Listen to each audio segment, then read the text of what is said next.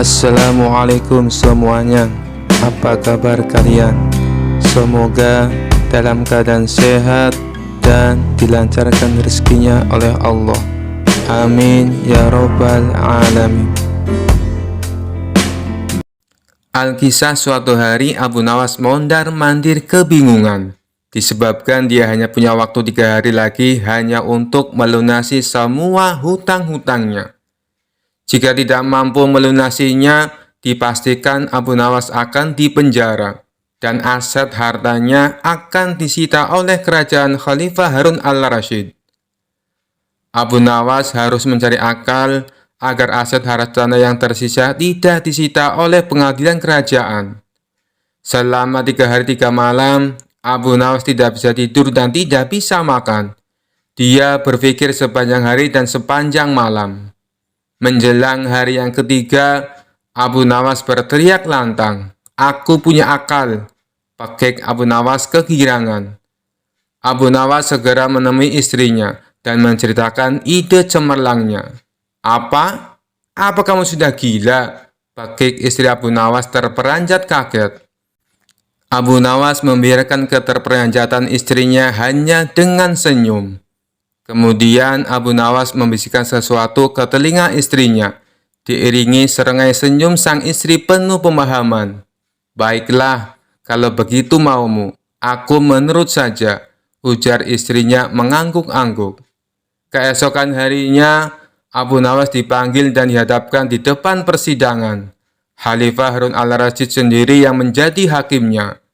"Hai Abu Nawas, sudah banyak laporan yang mengadukan bahwa kau sudah terlalu banyak hutang dan tidak ada jalan kecuali hartamu yang tersisa itu saja yang akan diambil kerajaan untuk disita dan dilelang.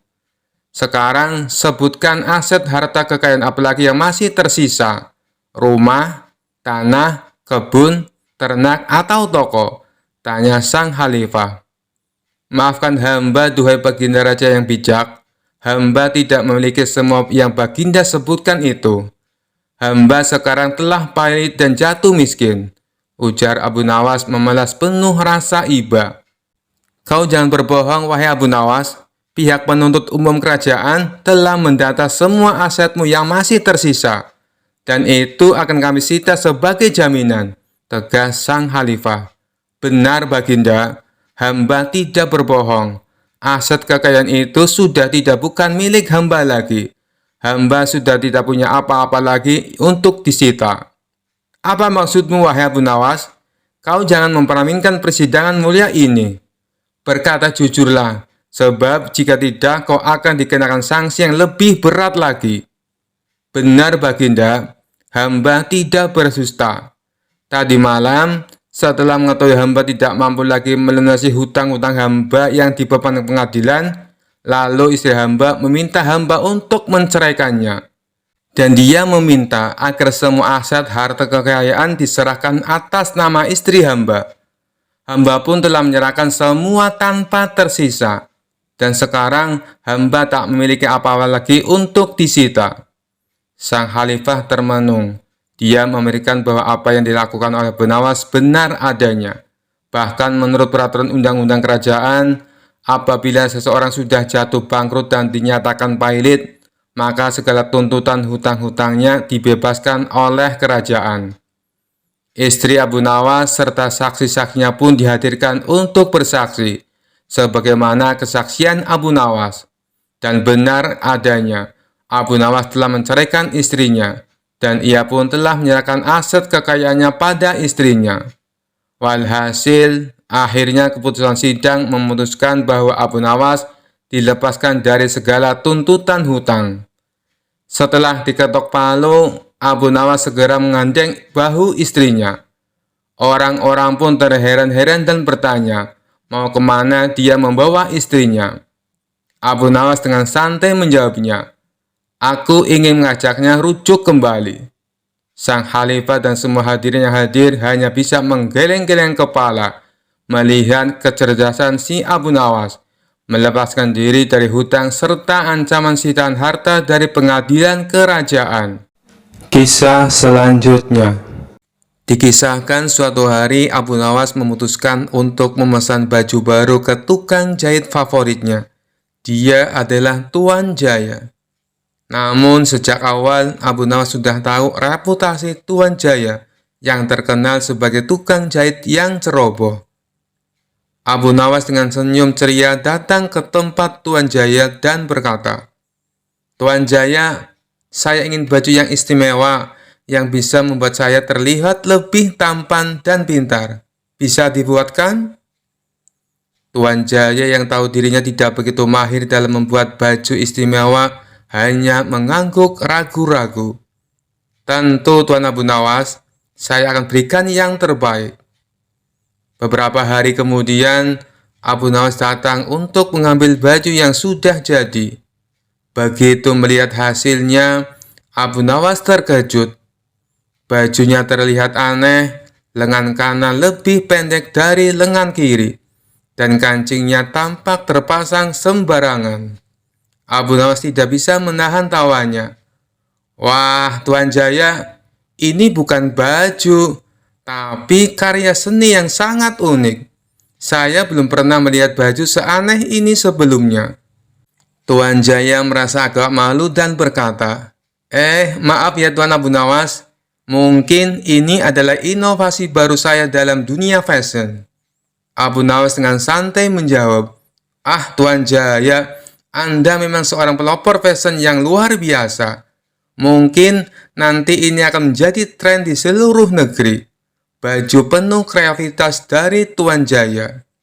Keduanya pun tertawa bersama, sambil Abu Nawas tetap memakai baju unik buatan Tuan Jaya. Meskipun tidak sempurna, baju tersebut membuat semua orang di kota tertawa melihatnya, dan menjadikan Abu Nawas sebagai pusat perhatian. Kisah selanjutnya. Dikisahkan ada seorang bernama Ilham Alimuddin. Dia dulunya merupakan jenderal perang yang sangat terkenal, ahli siasat perang, jago negosiasi, dan juga kaya raya.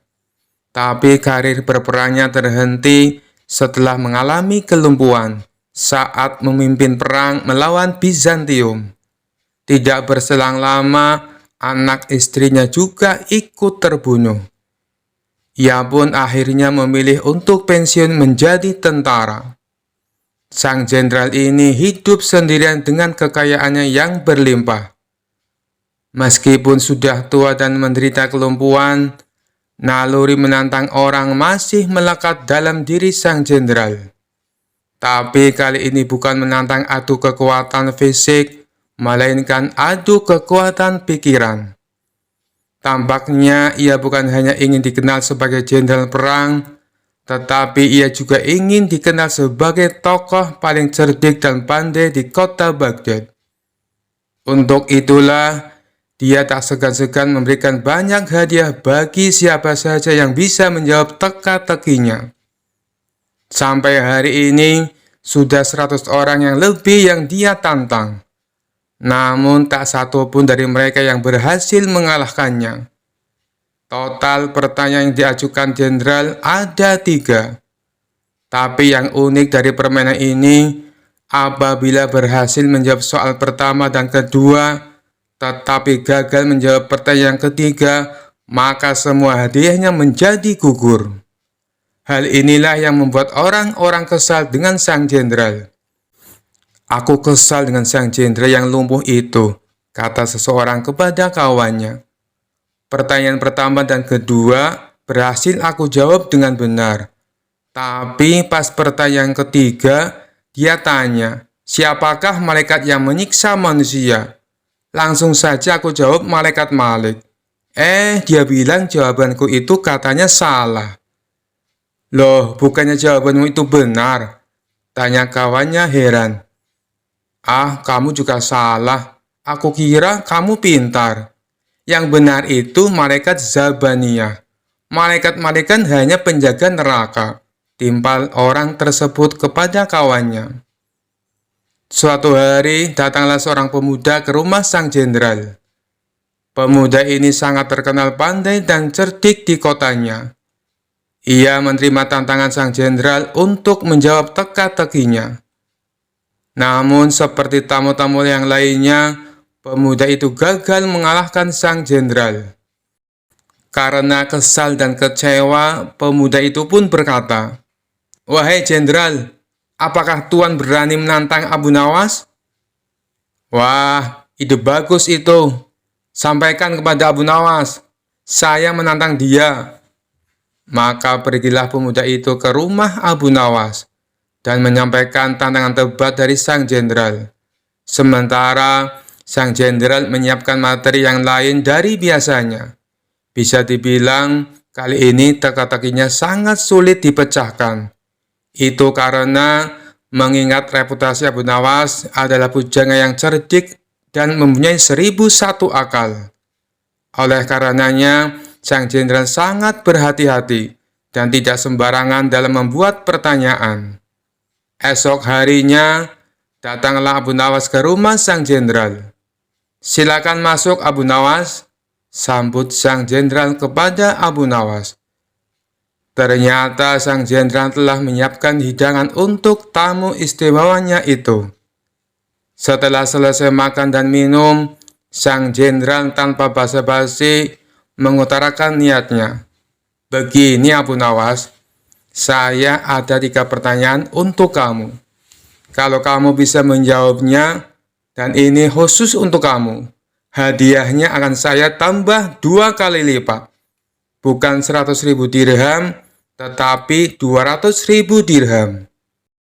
Abu Nawas langsung terperanjat dengan hadiah yang ditawarkan oleh sang jenderal. "Namun ada syaratnya Abu Nawas.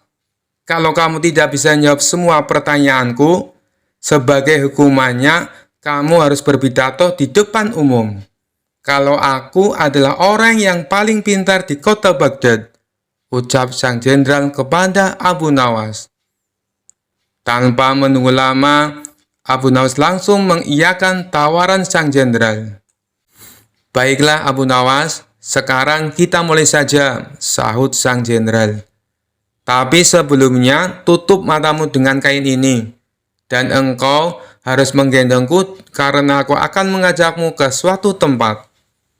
Maka dengan mata tertutup kain, Abu Nawas menggendong sang jenderal. Kemudian, sang jenderal mengajak Abu Nawas ke tempat peternakan unta miliknya, di mana tempat itu tidak pernah dimasuki oleh orang lain. "Berhenti Abu Nawas," kata sang jenderal. "Pertanyaan pertama, katakan apa yang ada di hadapanmu," tanya sang jenderal. "Ini gila, mana mungkin saya tahu dengan keadaan mata tertutup," pikir Abu Nawas. Tapi dengan cekatan, Abu Nawas langsung menjawab, "Di depan saya ada peternakan unta, Tuan Jenderal." Sang jenderal pun kaget. Bagaimana mungkin Abu Nawas bisa tahu? Padahal peternakan untanya tidak pernah dimasuki oleh orang lain. Mereka pun lalu melanjutkan perjalanan. Sang jenderal tetap digendong oleh Abu Nawas. 1 jam kemudian, sang jenderal berkata, "Berhenti Abu Nawas. Sekarang katakan padaku, apa yang ada di hadapanmu?" Sejenak Abu Nawas berpikir. Ia pun lalu menjawabnya, "Di depan saya ada sungai. Di sekitarnya ada pohon tin dan pohon zaitun," jawab Abu Nawas. Sang jenderal kembali dibuatnya kaget. Bagaimana mungkin Abu Nawas bisa menjawabnya dengan tepat? Dia pasti mempunyai ilmu sihir, pikir sang jenderal. "2 pertanyaan sudah kamu jawab dengan benar," ujar sang jenderal. "Mari kita lanjutkan perjalanan untuk pertanyaan terakhir," ajak sang jenderal. Sang jenderal kemudian menuntun Abu Nawas melewati gurun, hingga sampailah mereka berdua ke tempat pelacuran yang terletak di tengah-tengah padang pasir. "Berhenti Abu Nawas. Sekarang katakan padaku, apa yang ada di hadapanmu?" tanya sang jenderal. Abu Nawas tidak langsung menjawab. Ia berkonsentrasi penuh. Kemudian pelan-pelan dia menjawab, "Di depan saya ada wanita telanjang, Tuan Jenderal." Sang jenderal pun kaget bukan main. Semua pertanyaannya bisa dijawab dengan tepat oleh Abu Nawas dengan mata tertutup. Sesuai kesepakatannya, akhirnya esok paginya sang jenderal menyerahkan hadiahnya di depan istana dan disaksikan oleh Baginda Raja dan masyarakat. Tapi sebelum memberikan hadiahnya, sang jenderal berpitato menceritakan pengalaman mereka berdua. "Wahai Abu Nawas, saya masih penasaran. Bagaimana kamu bisa menjawab semua pertanyaanku, sedangkan kedua matamu tertutup kain?" tanya sang jenderal. "Itu mudah saja, Tuan Jenderal," jawab Abu Nawas. "Ketika Tuan mengajukan pertanyaan pertama, kaki saya menginjak kotoran unta. Dari situlah saya menebak kalau saya berada di peternakan unta." Baginda Raja tersenyum mendengar jawaban Abu Nawas. Sedangkan sang jenderal hanya bisa geleng-geleng kepala. "Lalu dengan pertanyaan kedua, bagaimana kamu bisa menjawab dengan tepat?" tanya sang jenderal. Abu Nawas kembali menjawab, "Meskipun mata saya tertutup, tapi telinga saya bisa mendengar adanya suara air mengalir dan burung puyuh yang berkicau. Burung puyuh hanya mau makan biji-bijian buah tin dan zaitun. Sedangkan pohon tin dan zaitun hanya tumbuh di pinggiran sungai." Lagi-lagi Baginda Raja tersenyum. Sang jenderal dibuatnya terperangah dengan jawaban Abu Nawas. "Baiklah, semua jawabanmu itu masuk akal. Tapi kenapa kamu juga bisa menebak dengan tepat atas pertanyaan yang ketiga?" tanya sang jenderal penasaran. Dengan entengnya Abu Nawas menjawab, "Itu sangat mudah sekali, Tuan. Saat Tuan menyuruh saya berhenti, tiba-tiba saja saya merasakan ular Tuan bergerak-gerak di punggung saya." "Nut-nutan, Tuan Jenderal," jawab Abu Nawas sambil menahan tawa. "Dari situlah saya bisa mengetahui kalau di depan saya ada wanita telanjang." Spontan saja Baginda Raja ikut tertawa terpingkal-pingkal mendengarnya. Sedangkan sang jenderal hanya bisa tersenyum kecut menahan rasa malu. Kisah selanjutnya. Kisah ini dimulai pada saat Baginda Raja sudah lama tidak bertemu dengan Abu Nawas. Hal tersebut membuat Baginda Raja merasa galau dengan keadaan kerajaan yang sepi dan sunyi tanpa kehadiran Abu Nawas. Baginda Raja tampaknya ingin mendengar cerita-cerita lucu Abu Nawas. Akhirnya Abu Nawas dihadirkan ke istana kerajaan. Kemudian terjadi dialog antara keduanya. Setelah sekian lama berbincang-bincang, Raja tiba-tiba saja ingin menguji kepandaian Abu Nawas. "Wahai Abu Nawas, besok pagi bawalah ibumu ke istanaku ini. Engkau akan aku beri hadiah 100 dinar, kata Baginda Raja. Mendengar titah rajanya membuat Abu Nawas sangat kaget. Bagaimana tidak, karena Raja sebenarnya sudah tahu kalau ibunya telah lama meninggal dunia. Bahkan Raja pun sempat ikut melayat ke rumah Abu Nawas. Akan tetapi karena iming-iming hadiah yang sangat menggiurkan itu, Abu Nawas justru menyetujui permintaan aneh dari raja tersebut. Setibanya di rumah, Abu Nawas langsung sibuk mencari seorang wanita tua yang kemudian nantinya akan dijadikan sebagai ibunya untuk dihadirkan ke istana. Setelah lama mencari, akhirnya Abu Nawas menemukan orang yang sedang diinginkan itu. Abu Nawas lalu menjelaskan maksudnya kepada perempuan tersebut. Abu Nawas berjanji akan membagi hadiah kepada wanita itu dengan adil. Tanpa berpikir panjang, perempuan itu menyetujui permintaan Abu Nawas. Keesokan harinya, pagi-pagi sekali Abu Nawas sudah sampai ke istana. Abu Nawas menuju istana sambil menggendong seorang perempuan tua. "Wahai Abu Nawas, itukah ibumu?" tanya Baginda Raja.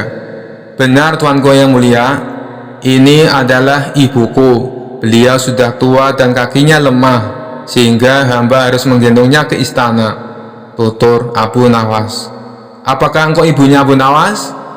Ingat ya, kalau bohong maka akan aku hukum dirimu, tanya baginda raja kepada perempuan tua tersebut. Begitu mendengar ucapan rajanya, perempuan itu terlihat sangat ketakutan, sehingga perempuan itu membuat pengakuan yang sebenarnya jika semua itu adalah sandiwara Abu Nawas untuk mendapatkan hadiah dari baginda raja. Mendengar penjelasan dari wanita tua itu membuat baginda raja tertawa kegirangan. Baginda akan menghukum Abu Nawas dengan 100 kali pukulan sebagai hukumannya. Karena engkau berjanji kepadaku akan membawa ibumu ke istana, aku juga berjanji akan memberimu hadiah 100 dirham. Namun sangat disayangkan, kali ini engkau tidak bisa memenuhi janjimu, sehingga engkau harus dihukum dengan 100 kali pukulan, kata baginda raja. Abu Nawas yang dari tadi hanya diam, sekarang ia dalam posisi terdesak. Ia segera memutar otaknya agar terhindar dari hukuman. Tak lama setelah itu, ia sudah menemukan cara ampuh untuk lepas dari hukuman tersebut. Wahai tuanku yang mulia, sebelumnya hamba sudah berjanji dengan perempuan tua itu bahwa aku akan membagikan hadiah yang akan Paduka berikan dengan sama rata. Karena sekarang hamba dihukum 100 kali pukulan, jadi yang 5 pukulan saya terima, sedangkan yang 50 pukulan lagi tolong diberikan kepada perempuan tua tersebut, kata Abu Nawas. Dalam hati baginda bergumam, jangankan dipukul 50 kali, dipukul 1 kali saja perempuan tua itu tidak akan mampu berdiri. Akhirnya baginda mengambil keputusan bahwa uang yang 50 dinar diberikan kepada perempuan tua itu. Dalam keadaan tersebut Abu Nawas menyela rajanya. Ampun beribu, ampun Paduka yang mulia, jika ibuku telah mendapat hadiah dari Paduka, tidak adil kiranya kalau anaknya ini dilumpuhkan begitu saja, protes Abu Nawas. Baiklah, ini bagian untukmu, kata raja sambil memberikan 50 dinar kepada Abu Nawas. Kisah selanjutnya. Tidak seperti biasanya, di istana Raja Harun al-Rasyid terlihat ramai banyak tamu berkumpul. Ternyata ada pertemuan para ulama bersama baginda raja. Setelah selesai membicarakan berbagai masalah agama dan negara, di sela-sela waktu santainya, sang raja melontarkan pertanyaan kepada para ulama. Adakah di antara kalian yang tahu kira-kira Allah sedang apa sekarang? Tentu saja pertanyaan itu tak lazim, namun memang begitulah karakter baginda raja. Apakah Paduka tidak mempercayai keberadaan Allah? Tanya balik salah satu dari mereka. Saya sangat percaya adanya Allah, dan saya percaya Allah maha segala-galanya, menguasai segala alam semesta dan alam akhirat. Yang saya tanyakan, kira-kira Allah sedang apa sekarang? Para ulama saling berpandangan satu sama lain. Mereka bingung harus menjawab apa. Tidak elok rasanya baginda bertanya seperti itu. Jangan samakan zat Allah dengan manusia, ujar mereka. Sudah saya katakan, saya tidak menyamakan zat Allah dengan apapun, apalagi dengan manusia. Saya hanya ingin tahu, kira-kira saat ini Allah sedang apa. Kalau kalian tidak tahu, bilang saja tidak tahu, balas sang raja. Sejenak suasana menjadi hening. Lalu baginda raja teringat dengan sosok Abu Nawas. Mungkinkah Abu Nawas bisa menjawab pertanyaanku ini? Ucap baginda raja dalam hati. Kemudian baginda raja menyuruh para pengawal untuk segera memanggil Abu Nawas ke istana. Berangkatlah beberapa pengawal pergi menuju rumah Abu Nawas. Setibanya di sana, ternyata Abu Nawas tidak ada di rumah. Sang istri memberitahu kalau Abu Nawas sedang minum kopi di warung. Para pengawal istana pun segera menuju ke sana. Sementara Abu Nawas yang sedang asik kumpul bareng temannya di warung ditanya oleh salah satu kawannya, "Hei Abu Nawas, kemarin dapat proyek apa dari Baginda Raja? Pastinya Baginda Raja memberimu banyak hadiah." "Tidak ada," jawab Abu Nawas singkat. "Kalau begitu, berikan sedikit nasihat kepada kami," desak yang lainnya. "Kebenaran adalah sesuatu yang berharga, bukan hanya dari segi agama, tapi juga dari segi materi," ujar Abu Nawas sembari menyeruput kopi dengan hati-hati. "Tapi mengapa terkadang kita harus membayar mahal untuk sebuah kebenaran?" sahut kawan lainnya. Abu Nawas menjelaskan, "Coba kalau engkau perhatikan, mahalnya harga sesuatu dipengaruhi oleh kelangkaannya. Makin langka sesuatu itu, maka makin mahallah harga sesuatu tersebut." Semua orang dalam warung mengangguk-angguk. "Benar juga apa yang kamu katakan, Abu Nawas," ujar salah satu dari mereka. Belum lagi Abu Nawas menghabiskan kopinya, tiba-tiba datang beberapa orang pengawal istana. "Abu Nawas, kamu dipanggil untuk menghadap Baginda Raja sekarang." Dengan pakaian seadanya, Abu Nawas pun pergi ke istana bersama beberapa pengawal kerajaan. Setibanya di istana, terlihat tampak beberapa ulama sedang berkumpul. Sang raja tampak duduk berwibawa di singgasananya. Begitu melihat Abu Nawas, Baginda Raja langsung memanggilnya. "Sini ke depan, Abu Nawas," titah Baginda Raja. Abu Nawas pun segera merapat ke depan setelah mengucapkan salam kepada para ulama. Belum lagi Abu Nawas duduk sempurna, tanpa basa-basi, Baginda bertanya kepada Abu Nawas, "Ini para ulama yang ada di sini, tidak ada yang bisa menjawab pertanyaan saya. Saya ingin menguji kecerdasanmu. Apa kamu bisa menjawabnya atau tidak?"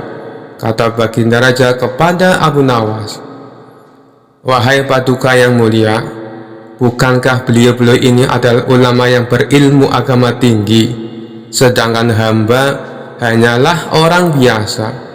Rasanya tidak pantas kalau saya yang menjawabnya," sahut Abu Nawas. "Tapi kalau boleh tahu, pertanyaan macam apakah yang Baginda tanyakan?" Baginda Raja berkata, "Tadi saya bertanya kepada para ulama di sini, kira-kira Allah sedang apa sekarang? Tapi tak ada satupun yang bisa menjawabnya. Apakah kau tahu Allah sedang apa sekarang?" Mendengar pertanyaan aneh itu, sejenak Abu Nawas terdiam. "Saya bisa menjawab pertanyaan itu, tapi ada syaratnya," sahut Abu Nawas. "Apa syaratnya?" tanya Baginda Raja sedikit terkejut. "Syaratnya adalah saya harus duduk di singgasana Baginda Raja, dan Baginda Raja harus duduk di bawah bersama para ulama," jawab Abu Nawas. "Syarat macam apa lagi ini?" gumam Baginda Raja dalam hati. Tapi karena penasaran dengan jawaban Abu Nawas, Baginda Raja pun menuruti permintaan Abu Nawas. Setelah Abu Nawas duduk di singgasana Baginda Raja dan Raja Harun al-Rasyid duduk di bawahnya, Abu Nawas berkata dengan lantang, "Kalau Baginda ingin tahu Allah sedang apa sekarang, saksikanlah Allah sedang mengangkat Abu Nawas menjadi raja dan Harun al-Rasyid menjadi rakyat biasa." Spontan Baginda Raja pun tertawa mendengar ucapan Abu Nawas, diiringi oleh beberapa ulama yang sedang duduk di sampingnya. "Kamu memang pintar, Abu Nawas. Kamu malah memanfaatkan pertanyaan ini untuk bisa duduk di atas singgasanaku. Tapi memang yang kamu katakan itu benar, maka aku pun tak bisa marah kepadamu." Baginda Raja pun memberikan hadiah kepada Abu Nawas atas kecerdasannya. Sekian dulu perjumpaan kita kali ini. Sampai bertemu lagi di kisah-kisah selanjutnya. Terima kasih yang sudah subscribe dan setia menonton channel ini. Wassalamualaikum warahmatullahi wabarakatuh.